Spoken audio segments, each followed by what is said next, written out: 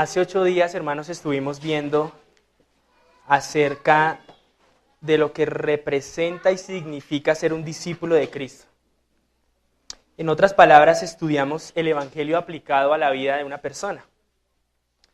Como yo les decía hace 8 días, el Evangelio no es solo un mensaje. De hecho, el Evangelio sí es un mensaje, pero es mucho más que un mensaje porque es un estilo de vida. El Evangelio dice la Biblia que es poder de Dios para salvación. Y Pablo dice en una de sus cartas que vivamos de acuerdo al Evangelio, que obedezcamos al Evangelio. Entonces el Evangelio no solamente hay que creerlo, sino que hay que obedecerlo y hay que vivir en el Evangelio. Y hoy quiero, hermanos, que exploremos algunos aspectos importantes de lo que es el Evangelio, que exploremos lo delicado que es desviarnos del Evangelio verdadero, lo delicado que es desviarnos de la doctrina correcta de Cristo.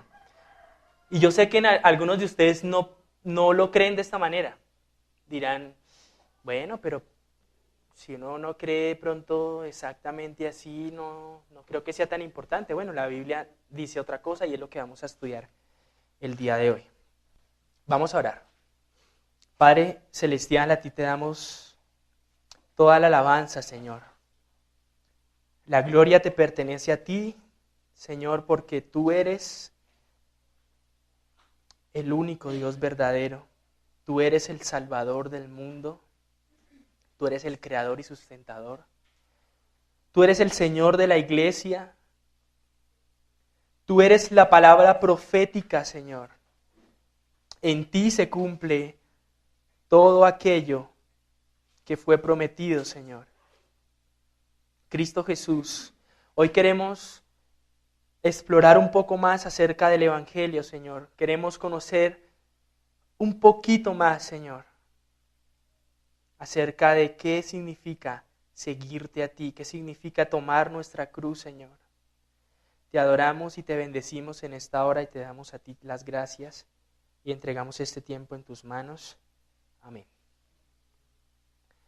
Bueno, ¿por qué es importante hablar del Evangelio? Alguna vez Paul Washer decía que el cristiano promedio cree que creer en el Evangelio es simplemente decir, bueno, Cristo murió por mis pecados y listo, yo creo eso ya, está bien. Lo que tengo que aprender de ahora en adelante es a ser un buen esposo, a ser un buen trabajador y eso y lo otro. Recuerdo en la anterior iglesia donde yo estaba, había un curso inicial que se llamaba la conversión, hablaba de la conversión. Y ese curso duraba 4 semanas. Era un folleto, era una hojita, tamaño carta, donde la información que ocupaba era solamente esa tamaño carta hablando acerca de la conversión y se plegaba y ya, detrás estaba la información de la iglesia. Y al final de ese curso decía, ¿y ahora qué? Como diciendo, bueno, ya estudiamos esto, ¿y ahora qué sigue? Bueno, esa pregunta estaba mal formulada, porque es que usted no puede estudiar el Evangelio y preguntarse, bueno, ¿y ahora qué sigue? No, uno nunca se gradúa del Evangelio.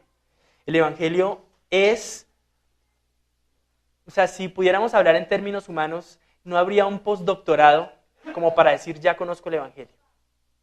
No habría un estudio tan avanzado como para decir, no, ya yo conozco todos los versículos que hablan acerca de la muerte de Cristo, de su persona, y ya me gradué y me olvido del Evangelio.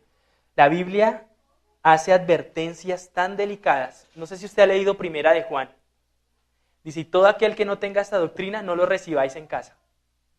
Cualquiera que niega que Jesucristo ha venido en carne es el anticristo. Y referente al Evangelio, ¿qué dice? Si algún ángel o alguna otra persona os trajera un evangelio diferente, ¿sea qué? Maldito. ¿Usted ha encontrado advertencias tan delicadas acerca de otras doctrinas en la Biblia?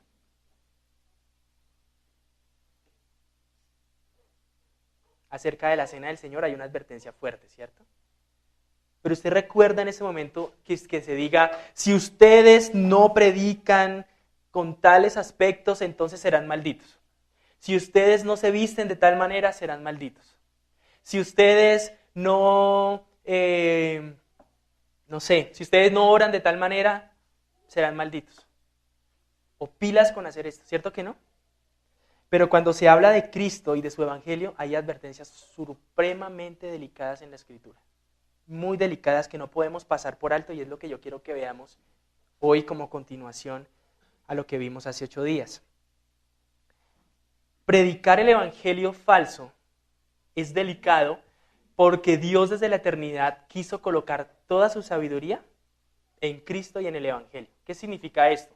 Hay un texto en la Biblia que dice, los judíos buscan señales y los gentiles sabiduría. ¿Cierto? Sí lo han leído, ¿no? Pero Dios ha hecho a Cristo poder de Dios y sabiduría de Dios. Eso solamente lo puede entender un cristiano. Cuando nosotros nos ponemos a reflexionar acerca del evangelio, decimos, Señor, solamente tú podías crear este plan de salvación.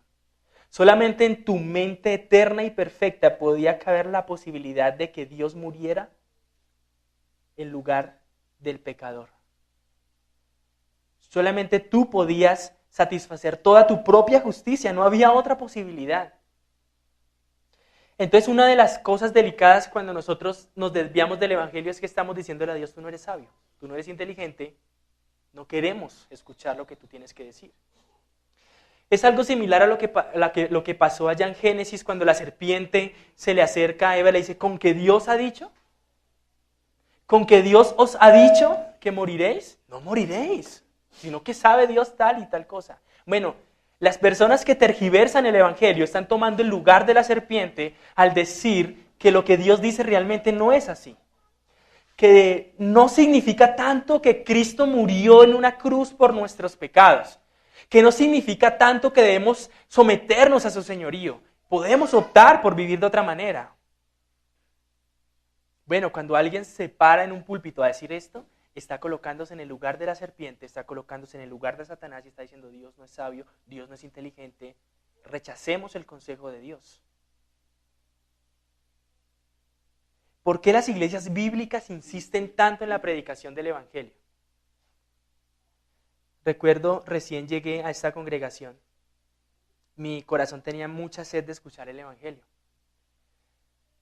Y recuerdo en las primeras semanas que yo llegué, ver a César y Adrián predicando acerca del evangelio y yo decía, wow, yo no podía creer que eso era el evangelio.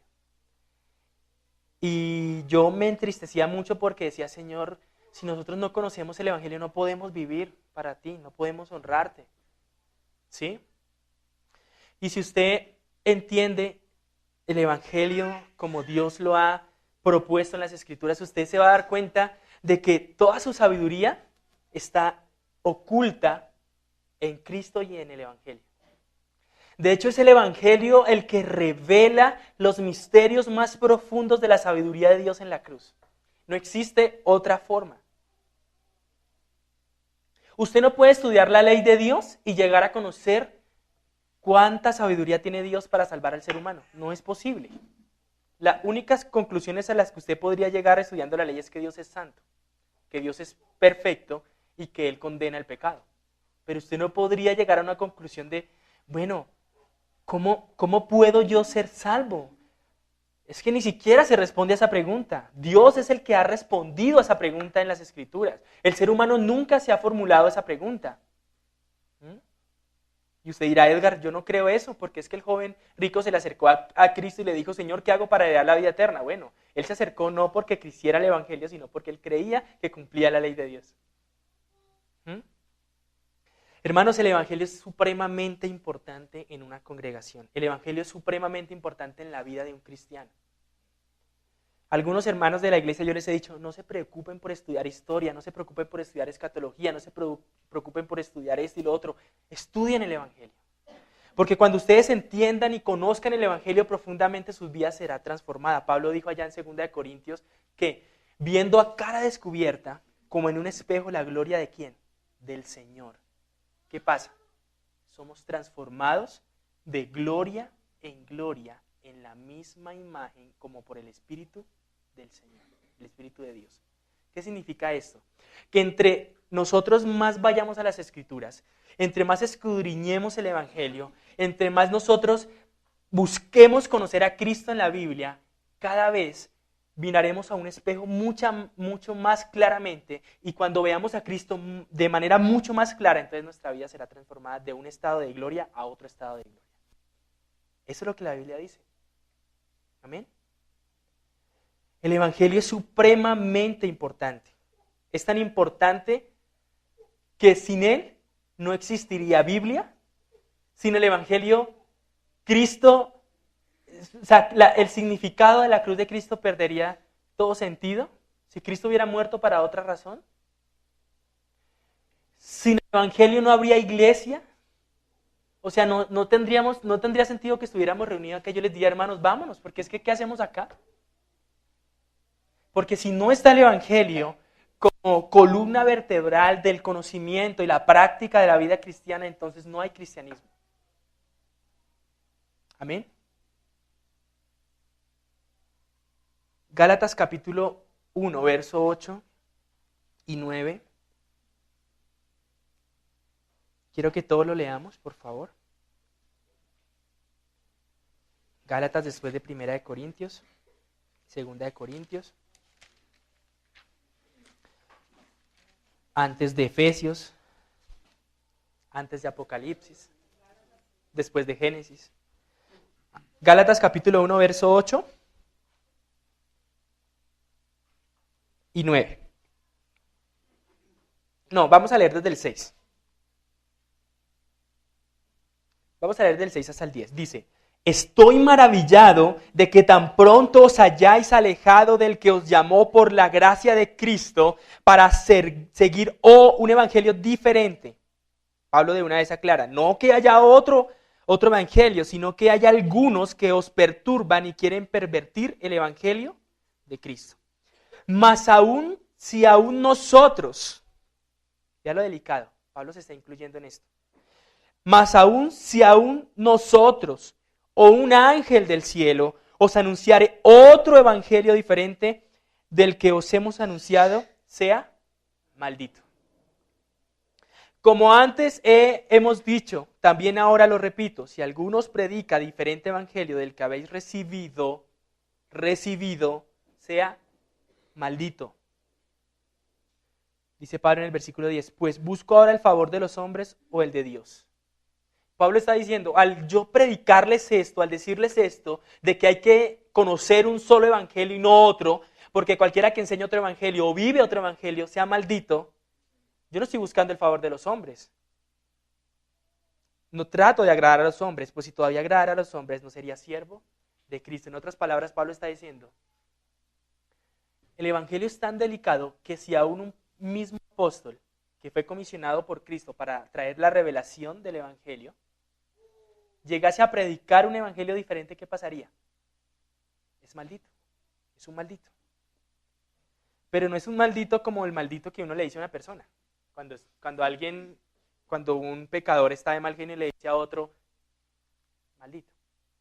No, es la maldición de Dios sobre la persona que predica un evangelio diferente. Es la maldición de Dios sobre aquellos que viven un evangelio diferente. Porque la palabra de Dios dice que en los postreros días las personas tendrán comezón de oír. Y se amontonarán maestros conforme a sus concupiscencias. ¿Qué significa esto? Yo no quiero escuchar el evangelio, no me interesa conocer a un hombre que murió en una cruz y que puede salvarme. Yo quiero escuchar que me digan que puedo ser próspero, que puedo hacer esto, lo otro, que puedo vivir en victoria. Yo no quiero escuchar otra cosa. Y yo prefiero amontonar maestros que me enseñen lo que yo quiero escuchar. Romanos capítulo 1, verso 16 dice, porque el evangelio es poder de Dios para salvación. ¿Cómo van a ser salvos los escogidos de Dios? Porque hagamos buena música, porque pongamos sugieres amables, porque, no sé, prediquemos con lenguaje del siglo XXI, porque nos tatuemos y nos parezcamos a los jóvenes para que vengan, porque cantemos rap. ¿Eso va a traer a las personas a Cristo? ¿La Biblia qué dice? El Evangelio es que el poder de Dios para salvación. Cuando Pablo piensa en el poder de Dios, él está relacionando el mismo poder que Dios usó para levantar a Cristo de entre los muertos. Pablo no está pensando en otra categoría, él está diciendo el mismo poder que levantó a Cristo de los muertos es el mismo poder que puede resucitar a un pecador de sus pecados y darle vida eterna. Ese es el poder de Dios para salvación. Entonces, esto nos enseña dos cosas. Uno, que no podemos depender de nuestra propia elocuencia, que no podemos depender de nuestras propias palabras, que no podemos depender de nuestros propios métodos, porque el Evangelio no es solo un mensaje. El Evangelio es el poder activo de Dios salvando a una persona. Nadie puede salvar a otro ser humano. Solamente Dios puede obrar poderosamente para salvar a alguien. Y por eso cuando estamos predicando nosotros sufrimos. Porque quisiéramos que la gente fuera salva, pero sabemos que no los podemos hacer salvos. Y por eso insistimos en que las personas recapaciten de su vida. Por eso insistimos en que las personas revisen si están viviendo verdaderamente en la fe. Dios dice que el Evangelio es lo único que puede salvar a alguien. ¿Qué pasará con aquellos que no escuchan el Evangelio? ¿Qué pasará con aquellos que no conocen el Evangelio? La respuesta es obvia, ¿cierto? ¿Sí ven por qué es delicado que una persona predique otro Evangelio? Porque hay de aquel que haga tropezar a alguno de estos pequeños. Mejor le hubiera sido no haber nacido. O colocarse una piedra de molino en el cuello y tirarse al fondo del mar. Eso es preferible a enseñarle a otra persona el Evangelio distorsionado. Santiago capítulo 3, verso 1 dice: no os hagáis maestros muchos de vosotros sabiendo que recibiremos mayor condenación. Es tan delicado enseñar un evangelio diferente que la Escritura hace múltiples advertencias a aquellos que pretendan predicar el evangelio. Es tan delicado que aquellos que en la vida humana fueron predicadores del evangelio recibirán mayor condenación si no se mantuvieron en la sana doctrina.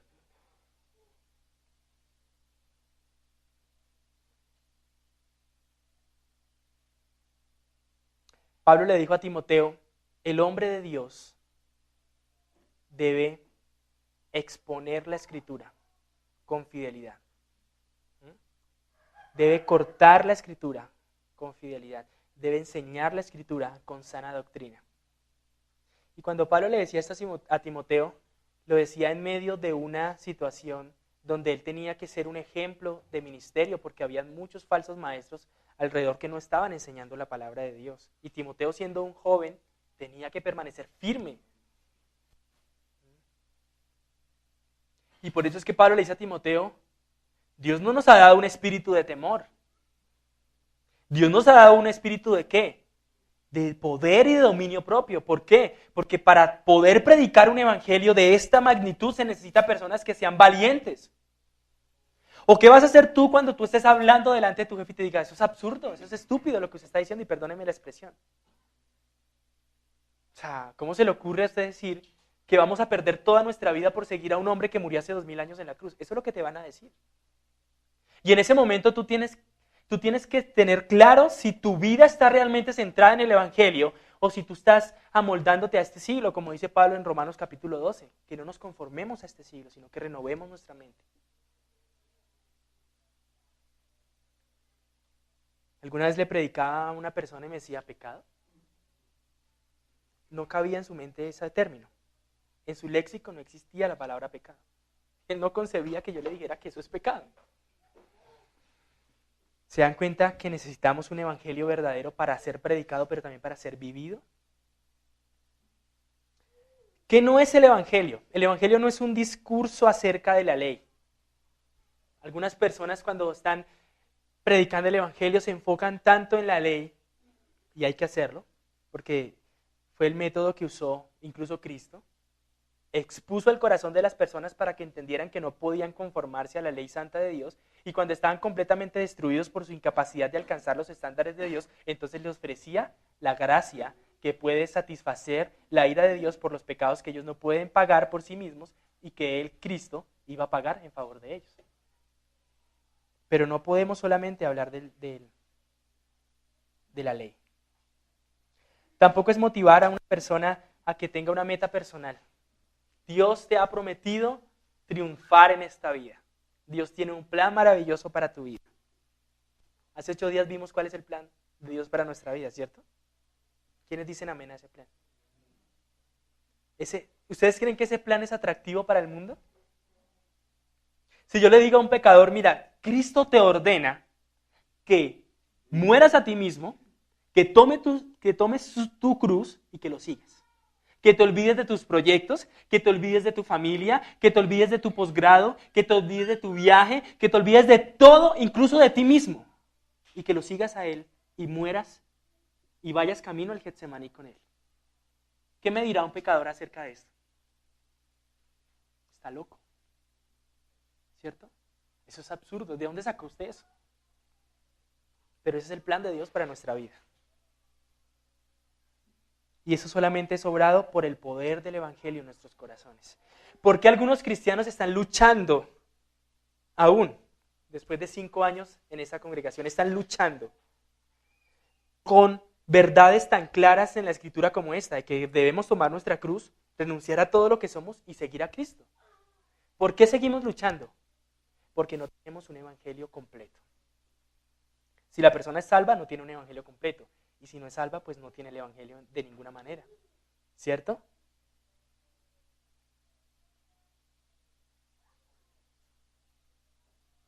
El evangelio tampoco es una amenaza infernal. Porque es que yo no voy a Cristo por temor a ir al infierno. Ay, tengo miedo de ir al infierno. Ah, bueno, entonces sí voy a la iglesia. La Biblia no habla en esos términos acerca del evangelio, aunque usa el infierno como un argumento para conmover la conciencia de los hombres. Pero cuando uno va al evangelio, cuando uno conoce el evangelio, uno va a Cristo por una sola razón. Perdón. Uno va a Cristo por una sola razón. Porque ese Cristo crucificado, ensangrentado, blasfemado, lo vemos en una cruz, muerto, se convierte en el ser más especial, más hermoso y más atractivo que cualquier otra cosa que pueda haber en nuestra vida. No hay un pecado que nos atraiga tanto como Cristo en la cruz. No hay tanto poder en un pecado en el cual nos hemos deleitado durante toda nuestra vida. Y ustedes saben que hay pecados los cuales nos arrastran, dice la Biblia, ¿cierto? Que somos arrastrados por los pecados o somos llevados como olas, ¿cierto? Esa fuerza que hay en nuestro interior para llevarnos al pecado, que conocemos como muerte espiritual, como la carne, no es la más mínima referencia para lo que sucede en el corazón de una persona cuando ve a Cristo tan atractivo, quiere correr a Él y abrazarlo a Él. Pero ¿qué hace que esa persona vea a Cristo crucificado, ensangrentado, alguien que no tiene ningún atractivo humano? ¿Qué hace que una persona vea a Cristo tan atractivo como para correr en arrepentimiento a sus pies y creer que Él puede ofrecerle salvación y vida eterna y confiar solamente en Él? Bueno, eso lo hace el Evangelio. Dice la palabra, siendo renacidos de simiente no corruptible, sino incorruptible, por la palabra de Dios que permanece para siempre. ¿Cierto? Eso dice Pedro. El Evangelio, cuando es predicado, logra esto en el corazón de las personas. El Evangelio es una invitación, pero también es una orden a someterse al señorío de Cristo. Pero imagínese a esa persona que está viendo a ese Cristo crucificado y lo ve como lo más delicioso, como lo más placentero, como lo más atractivo del mundo. No hay reino ni tesoro tan grande, no hay satisfacción mundana tan grande como para ir corriendo a ese Cristo crucificado y hacerlo nuestro por toda la eternidad. Bueno, cuando eso sucede, es que el Evangelio está actuando en el corazón de una persona. Algunos de ustedes no han vivido esto. Y por lo tanto no hay salvación. Vamos a ir a 1 Corintios capítulo 15, versículo 1.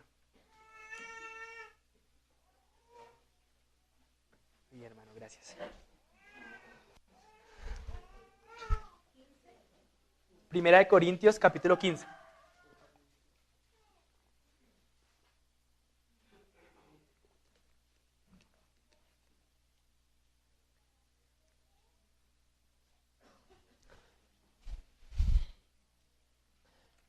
Por favor, leámoslos todos, desde el versículo 1 al 4. Primera de Corintios, capítulo 15, versículo 1 al 4, a la voz de 3. 1, 2 y 3.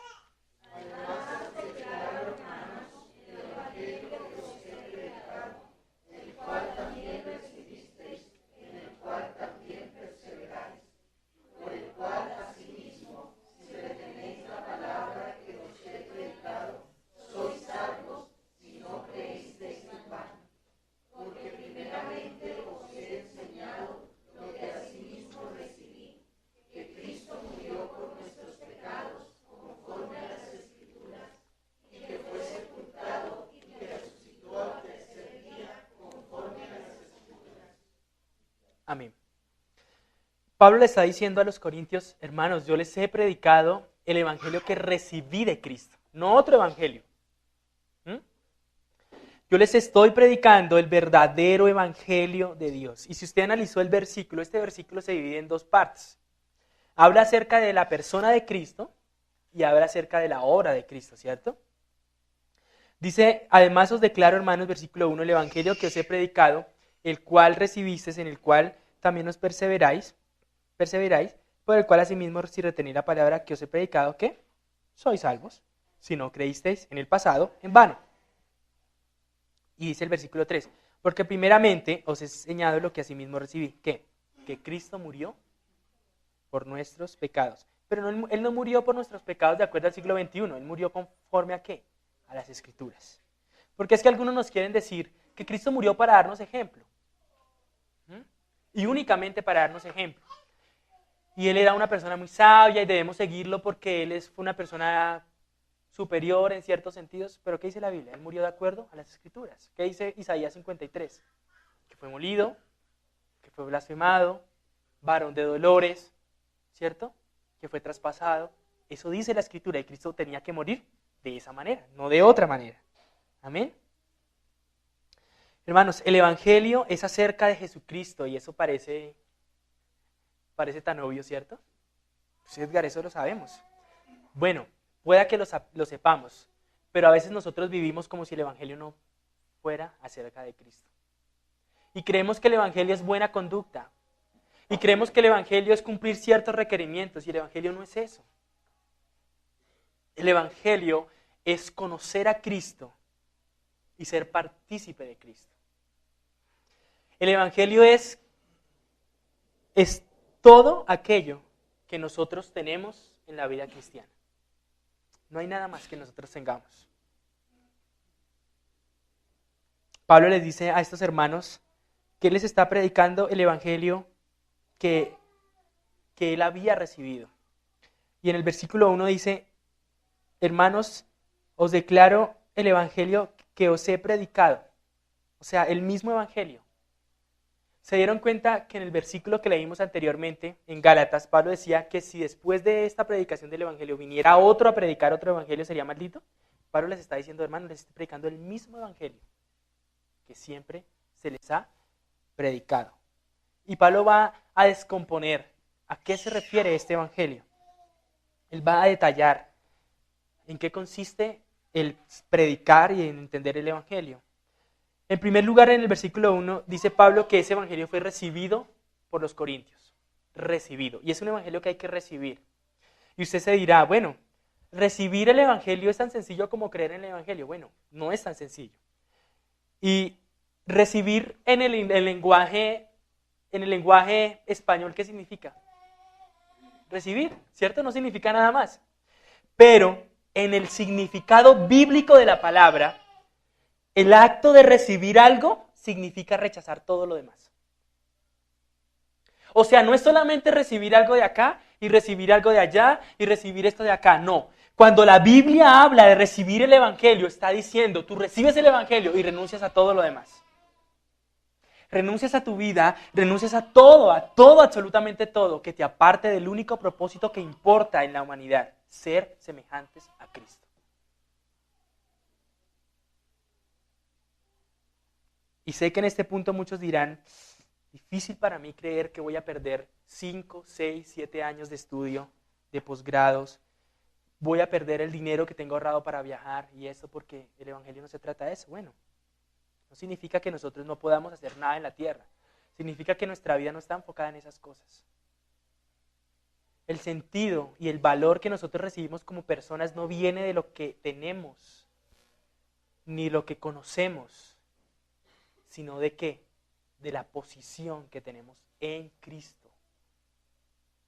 Ese es el valor que nosotros tenemos. Y ni siquiera es un valor propio, es un valor recibido, es un valor comunicado de parte de Dios para nosotros. Recibir el Evangelio no es simplemente decir, sí, acá está, lo recibo, ya, mío. No. Recibir el Evangelio es tomar este mensaje, esta sabiduría de Dios y rechazar todo lo demás. Para hablarlo en lenguaje del siglo XXI, si tú recibes el Evangelio de Cristo muriendo en una cruz por tus pecados, significa que tú no vas a reinterpretar el Evangelio y lo aceptas tal como es predicado en la Escritura. Si tú recibes el Evangelio, significa que tu vida ya no va a estar enfocada en otras cosas, sino solo en el Evangelio.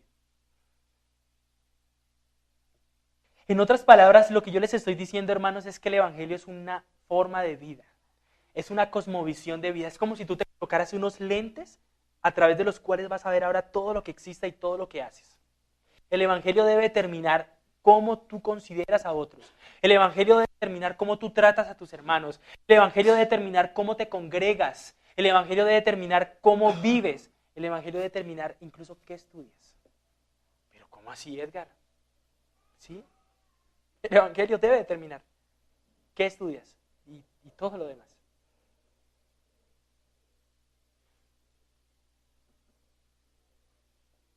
¿Amén? ¿No? ¿No ese no es el Evangelio? Bueno, el Evangelio es acerca de la persona de Cristo, de recibir a Cristo. ¿Sí? Pero no recibir como nos han enseñado, de hacer una oración de fe para recibir a Cristo. No, es recibirlo en estos términos, en los términos bíblicos. Recibo a Cristo y ya no puedo recibir otra cosa más. Estoy lleno, mis manos están llenas del Evangelio y ya no puedo tomar otra cosa. Ya no puedo echar mano al pecado y echar mano a Cristo. No puedo, porque Cristo ocupa todo lo que yo pudiera recibir. No voy a ir a todos los textos bíblicos, pero aquí en 1 Corintios dice que este Evangelio no solamente debe ser recibido, sino que debe ser retenido. Versículo 2.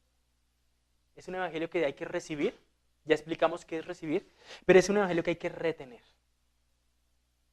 Y cuando Pablo habla de retener, se refiere a aquellos que se desvían del evangelio. Se refiere a aquellos que tergiversan el evangelio.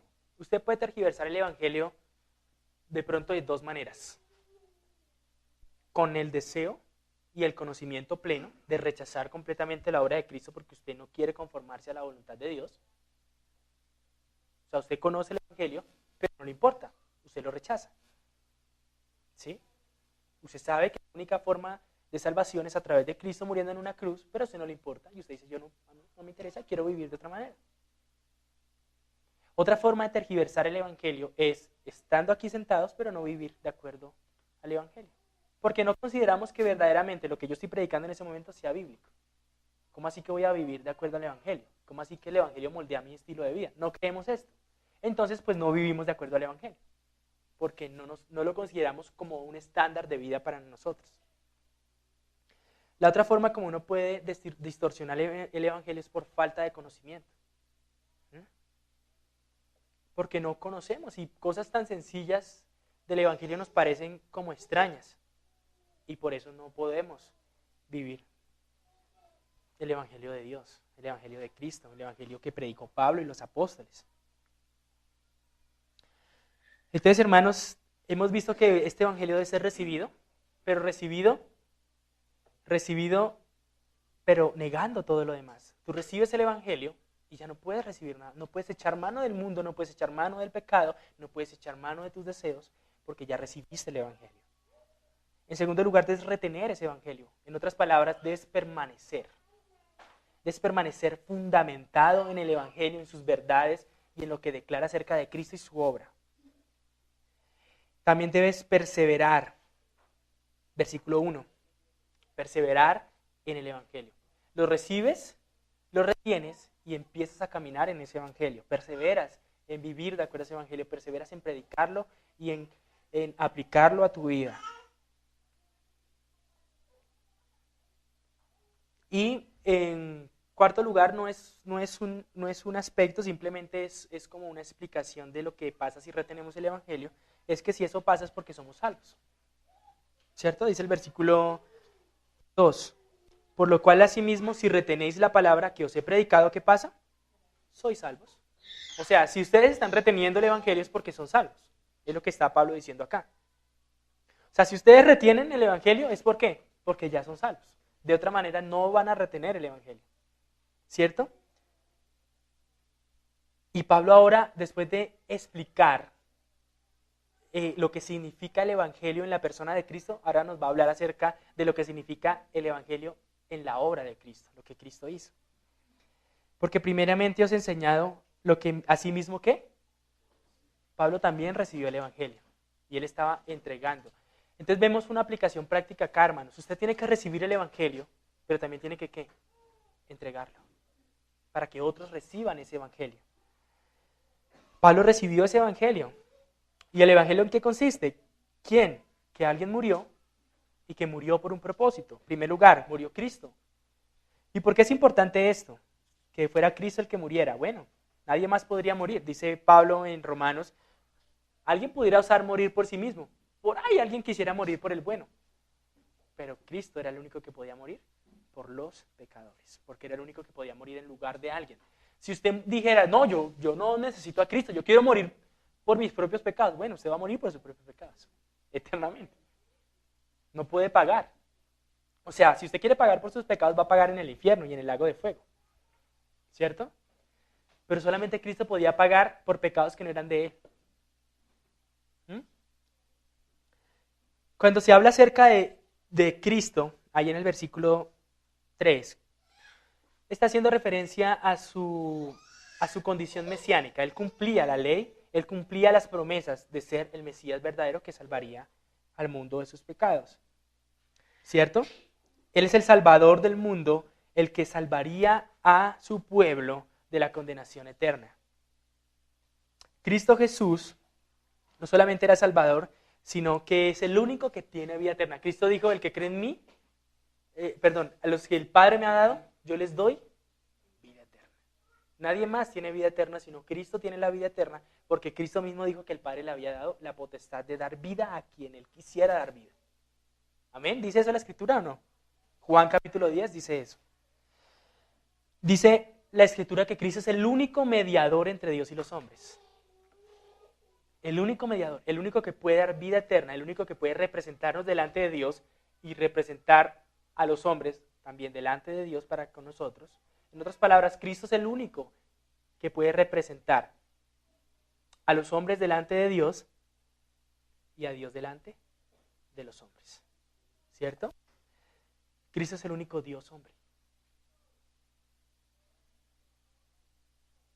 No existe otro Dios hombre. Los semidioses griegos no eran realmente dioses. Eso se llama ¿qué? Mitología. ¿Cierto? Por si alguien está diciendo todavía en su mente y en sus lecturas está diciendo, pero es que yo estudié esto y aquello, a mí me enseñaron que habían dios. Por favor, es mitología. Ese Cristo era el único que podía morir por los pecados. Sigue diciendo Pablo, que Cristo murió, en versículo 3, por nuestros pecados conforme a las Escrituras. No, Él no se inventó la forma de morir. Él murió de acuerdo al plan que Dios tenía predeterminado. Pero también fue sepultado. ¿Pero también qué? Resucitó. Y aquí es algo importante, hermanos, y es que nosotros no tendremos un evangelio completo. O sea, si nosotros solo nos centramos en la cruz, obviamente la cruz representa todo el sacrificio de Cristo, ¿no? Toda su obra. Pero a lo que me refiero es que no nos podemos centrar solo en que Él murió. Cuando se usa el término cruz en el Nuevo Testamento se refiere a todo. A su muerte, a su resurrección también, ¿cierto? A su vida perfecta. Esa es la obra de Cristo. Cuando la Biblia dice que somos salvos por su sangre, no se refiere a la sangre literal de Cristo que nos es regada en el cuerpo y por eso somos salvos, no, se refiere a su sacrificio, a su muerte. Entonces, si queremos tener un evangelio completo, debemos considerar la muerte de Cristo, pero también su ¿qué? Sepultura. Y también ¿qué? Su resurrección. Porque si Cristo no resucitó, pues todavía estamos en nuestros pecados y vana es nuestra fe, dice la Escritura. ¿Cierto?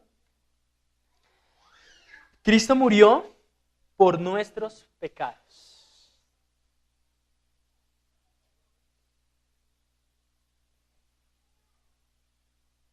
Significa que era tan delicado el pecado que nosotros habíamos cometido delante de Dios que Dios tenía que suplir una forma de que ese pecado fuera pagado.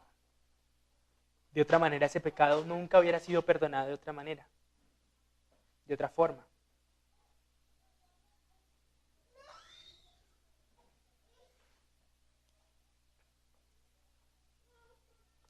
Si usted no se ha convencido de que el Evangelio es importante, le quiero decir una cosa. El Evangelio es tan importante para Dios que la segunda persona de la Trinidad fue la que vino a materializar y a encarnar el Evangelio. O sea, es tan importante el Evangelio que Cristo dijo, yo he venido no a hacer mi voluntad, sino la voluntad del que me envió. Era tan importante el Evangelio para Cristo que Él dijo, mi comida y mi bebida es hacer la voluntad de Dios. Lo consumía obedecer, lo consumía su obra. En Juan capítulo 17, Él empieza a orar por sus discípulos y dice, Señor, he acabado la obra que me diste. Ahora glorifícame con aquella gloria que tuve antes que el mundo existiera. Cristo estaba orando para que su obra fuera recibida. Era tan importante la obra de Cristo que Él decía, yo voy a morir en esa cruz. Padre, yo te ruego que recibas este sacrificio que hago a favor de tu propio pueblo. Y cuando hayas aceptado ese sacrificio, Padre, glorifícame. Entendemos por todas las epístolas que Cristo está sentado a la diestra del Padre, exaltado sobre todo el universo, que es el ser más grande y que todas las naciones le rinden adoración y le rendirán adoración y toda boca confesará que Jesucristo es el Señor para gloria de Dios Padre y toda rodilla se doblará delante de ¿quién? De Cristo. De Cristo. Amén.